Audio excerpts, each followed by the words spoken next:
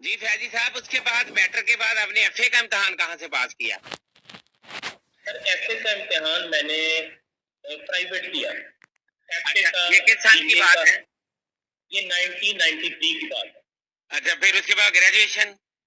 اس کے بعد میں نے گریجویشن 1997 میں کی. ماشاء اللہ. تو پھر اس کے بعد آگے پھر ایم اے وغیرہ ماسٹر آپ نے کب کیا؟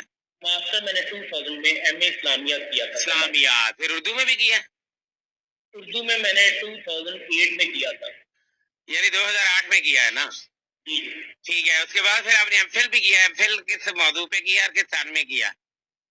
ایم فل میں نے 2020 میں شروع کیا تھا. 2018 میں شروع کیا تھا اور 2021 میں مکمل کیا تھا. چلے ٹھیک ہے. یعنی 2018 میں شروع کیا. 21 میں کون سی یونیورسٹی سے کیا؟ یونیورسٹی آف ایجوکیشن لوئر مال لاہور. لاہور سے کیا ہے. تو آپ کے تھیسس کا عنوان کیا تھا؟ کا عنوان تھا حفیظ صاحب، مظفر وارثی اور ڈاکٹر ریاض مجید کی نعت نگاری کا مطالعہ. ماشاءاللہ، بڑا اہم موضوع ہے. تو آپ کے نگران کون تھے اس مقالے میں؟ اس کے نگران تھے ڈاکٹر وحید الرحمان صاحب. اچھا، ان تینوں کی اسٹڈیز کے بعد آپ نے کیا پیش کیا، کیا مطالعہ پیش کیا، خط کیا کہ حفیظ صاحب کی شاعری میں کون کون سی خصوصیات ہیں ان کی نعت نگاری میں؟ حفیظ صاحب کی جو اسلوب ہے، ان کا جو لکھنے کا انداز ہے، وہ مجھے لگ رہا ہے کہ وہ علامہ اقبال کے جو اسلوب ہے وہ اس جیسا ملتا جلتا ہے. اور بڑا جاندار اور بڑا مضبوط اسلوب ہے. اچھا، تو پھر اس کے بعد مظفر وارثی کا جو اسلوب ہے وہ کس طرح کا نظر آیا؟ مظفر وارثی کا مجھے لگتا ہے کہ ان کے اسلوب میں تاریخ کا مطالعہ بڑا گہرا ہے. اور جو فن ہے وہ اپنی معراج پہ ہے. واہ واہ واہ واہ، بہت اچھے. مظفر وارثی جو ہے وہ ایک ایک مصرع، ایک ایک شعر ان کا موتیوں میں جیسے پروئے ہوئے لفظ ہیں ایسے ہے. اور انہوں نے جو پرانی آیات کو بیچ میں اپنی شاعری میں استعمال کیا ہے، بہت سی نظموں میں جو بند کی شکل میں ہے، وہاں تو کمال ہو گیا. بہت زبردست. ڈاکٹر ریاض مجید کی شاعری میں نعتیہ میں کیا خوبیاں نظر آئی؟ ڈاکٹر ریاض مجید صاحب کا جو نعتیہ میدان ہے وہ ان دونوں سے آگے کا سفر ہے. جی. کہنے کا مقصد یہ ہے کہ یہ جو دو شاعر ہیں، یہ دونوں حفیظ صاحب اور مظفر وارثی، یہ ان سے پہلے کے ہیں اور ان کا بڑا مضبوط میدان ہے، خیال میں، فکر میں، مضمون آفرینی میں، اسلوب میں. جو ریاض مجید صاحب ہیں یہ بھی اچھا لکھتے ہیں اور ان کے ہاں بھی اچھے الفاظ ہیں، لیکن اس پائے کا نہیں ہے جس پائے کا حفیظ صاحب یا مظفر وارثی کا ہے. اچھا، ان تینوں کا جو آپ نے مطالعہ پیش کیا، ان میں کوئی خاص بات ایک کامن بھی نظر آئی، کوئی مشترک چیز ان میں کیا ہے تینوں میں؟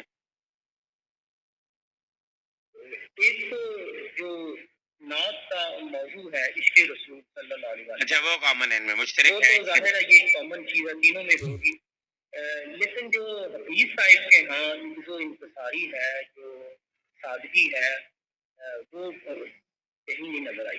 بہت اچھے، بہت اچھے، کیا بات ہے. اچھا، رفت خیال کس میں زیادہ نظر آئی آپ کو؟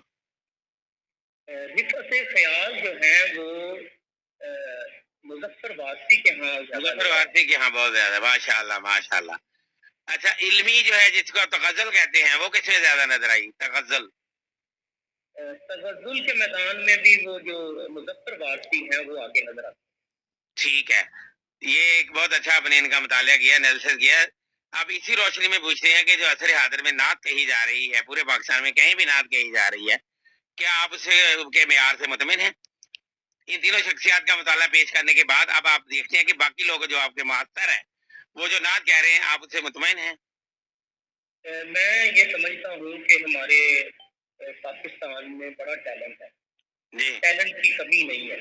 یہاں ماشاءاللہ جو بچے پڑھنے والے ہیں وہ بھی بڑا جاندار لکھ رہے ہیں، اور نوجوان غزل جو شعراء جو ہیں وہ بھی بڑا اچھا لکھ رہے ہیں. اور نعت جو ہے وہ نا اصل میں یہ ہوا ہے کہ نعت جب بہت پھیل گئی ہے، بہت عام بندے بھی لکھنے لگ گئے ہیں، تو اس سے معیار جو ہے وہ ذرا خراب ہوتا ہوا نظر آ رہا ہے. جی جی، یعنی بہت زیادہ لوگ جو ہے وہ توجہ نہیں کرتے اس پر، وہ ڈیپتھ جو گہرائی جو چاہیے ان کو उस पे ग्रिप नहीं है और लोग समझते हैं कि सिर्फ 7 शेर लिख देना ही काफी है ताकि वो किसी मुशायरे में जगह बना सकें या उसे फेसबुक पे लगा सके। ये जो है ना शोहरत की ख्वाहिश या नमूदो नुमाइश के पीछे भागना, ये ज्यादा हो गया है। ये और ये काम बड़े बड़े बड़े शायरों में भी ये नजर आ रही है कि वो असल काम को जो हमारे असलाफ करते थे, जो हमारे हमसे पेशरो हमारे जो शोहरा गुजरे हैं, उन्होंने जो काम किया है, कितने खुलूस से, किस सादगी से अपना काम करते थे, वो उसमें कमी आ रही है। लेकिन नए नए तजर्बे बहुत हो रहे हैं, लफ्ज़बाज़ी बहुत ज्यादा हो गई है, लेकिन उसमें खुलूस की कमी नजर आ रही है।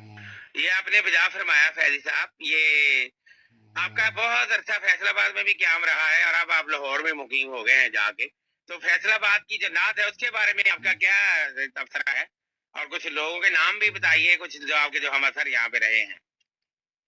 फैसलाबाद में सर बड़ी अच्छी नात लिखी जा रही है, बड़ा अच्छा नातिया माहौल रहा है, और मैं तो इसका चश्मदीद गवाह हूँ कि मैंने फैसलाबाद के गली कूचों में जहाँ महफिल होती थी नात की, मैं वहाँ पहुँच जाया करता था।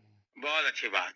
और रातों को हम जागते थे, रात 2 बजे 3 बजे तक बैठे नाते सुना करते थे। जी। तो मेरा ख्याल है ये उसी का फैजान है कि जो मेरे जिस्म रूह जान में जो ये रच बस गई हैं चीजें, तो वही वक्त के साथ साथ वो निकल रही है। क्या बात है जी, क्या बात है। फैसलाबाद में जब आप इब्तदाई तौर पर नात लिखने के लिए आपने आगाज किया या शुरू हुए, तो किन किन बज़मों में या अंजुमनों में आप जाया करते थे नात या मुशायरों के लिए? सर इधर फैसलाबाद में एक बज़्म मदीद जो थी, जी, बज़्म नवीद इल्म व अदब।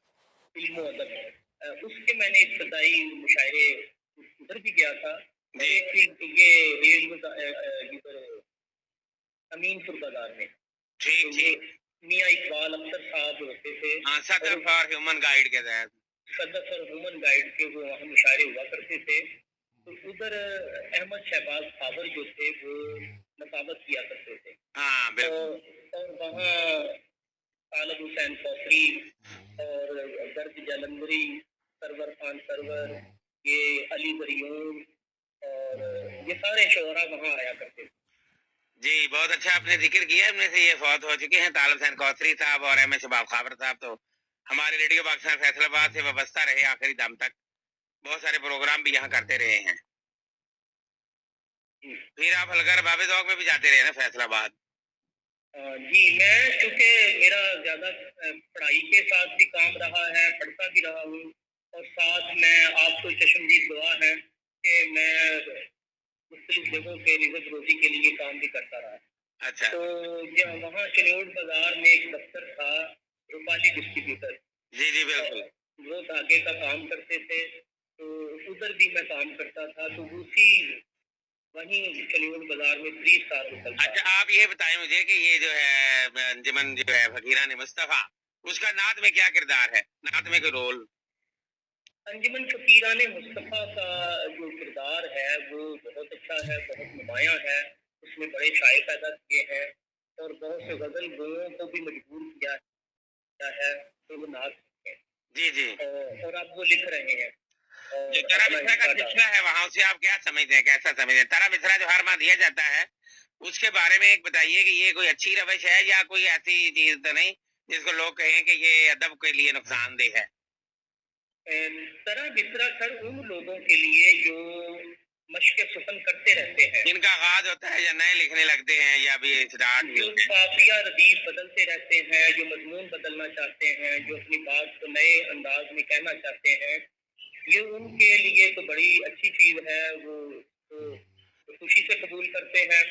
और जिन बहुत से लोग जो हैं वो इससे दूर भी रहते हैं कि वो कहते हैं हम अपनी चीजें खुद बनाएंगे और खुद दिखाएंगे। जी, जी। ये सोच सोच का फर्क है सर। मैं ये समझता हूँ। बस एक दफा ये तारा मिश्रा इसलिए होता है कि इसमें लोग चले, उसके बाद फिर अपना रास्ता खुद बनाए। ये थोड़ी सी रहनुमाई है, यूँ समझिए कि पूर्ण पा के देने वाली बात हुई, फिर बाद में लिखे तो खुद फिर नया लिखे। ये भी है, ऐसे भी है।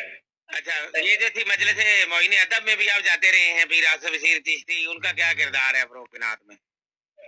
मजलिस मोइन अदब में जो सैयद रियाज हुसैन जैदी साहब की किताब की तकरीबन रुनुमा हुई थी, तो वो मेरी पहली इनकी नशिस्त थी।